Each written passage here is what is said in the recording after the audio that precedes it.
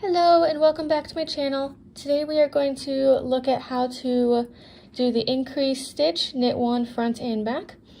So to start here, you are going to take your working needle and go into this front side of the loop here as if to knit, yarn over and pull through. Now instead of pulling this up and over, you're actually going to now go through that back of the loop, yarn over, pull through, and then you slide it off. So here is going to be your increase stitch. To show that again, let me move forward a couple stitches.